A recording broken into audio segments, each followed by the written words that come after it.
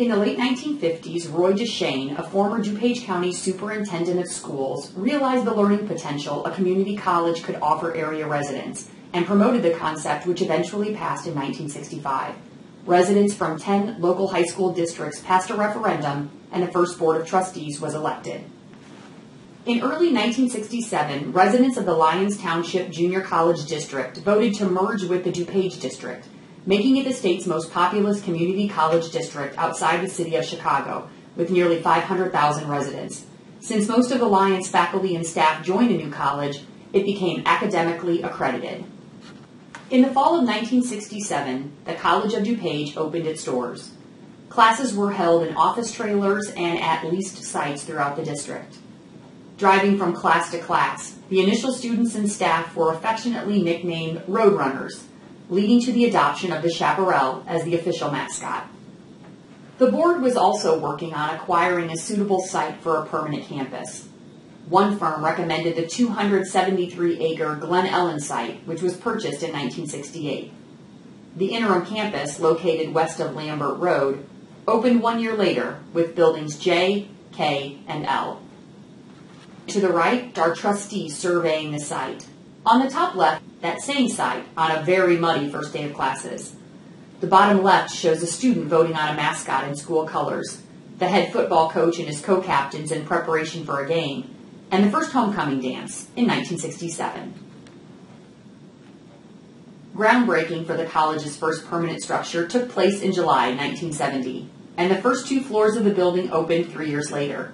Building A, or the Berg Instructional Center, opened its 3rd floor in 1977. On the west side, Building M, another interim facility, opened in 1971. 2 successful referendums were passed in 1975 to help pay for the cost of buildings, equipment, and site development. By 1977, enrollment hit approximately 20,000 students for the college's 10th anniversary. COD also earned accreditation for a 6-year period from the North Central Association. On the left is a photo of the groundbreaking for Building A, now called the Berg Instructional Center, that occurred in 1970. On the right, we see the BIC in 1973, with only 2 floors. This is the campus's first permanent structure in Glen Ellen. Jim Belushi, a 1974 graduate, performed as an actor at COD, and later established the John Belushi Scholarship in 1987 in memory of his brother. Jim also received the 1999 Outstanding Alumni Award. In 2015, the Belushi Performance Hall would be dedicated in the Mackinac Center. In 1980, COD saw an expansion of facilities, including the PE Center, which was the site of a 1984 campaign visit by President Ronald Reagan and a 1988 visit by presidential candidate George Bush. COD also welcomed its first Fulbright Scholars in Residence in the late 80s and earned top accreditation ranking. One of the board's highest priorities was completing the main campus, which fell under the tenure of COD's second president. In the fall of 1983, both the Student Resource Center and the Physical Education and Community Recreation Center opened its doors. 3 years later, the Arts Center became the latest addition to campus. On the left, we see 2 students search for classes in the quarterly class schedule publication, which was a staple on campus for more than 20 years.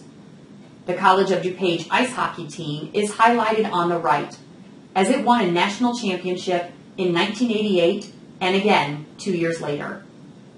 In 1990, construction continued with the Seton Computing Center, the library, the bookstore, and regional centers in Naperville and Westmont. By 1992, enrollment surpassed 36,000. The first online curriculum using the internet and email piloted in 97, and in 99, the Adult Fast Track program launched.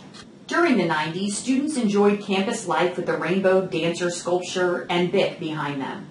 The North addition to the SRC opened and became home to the college's library, bookstore, and Jack H. Turner Conference Center. Enrollment hit new highs and COD becomes the country's largest single-campus community college. During the 2000s, the Early Childhood Center, Health and Science Center, and Technical Education Center opened. Off-campus, the college opened the Carroll Stream Regional Center. Additionally, COD students continue to receive the same high-quality education after changing its academic calendar from quarters to semesters.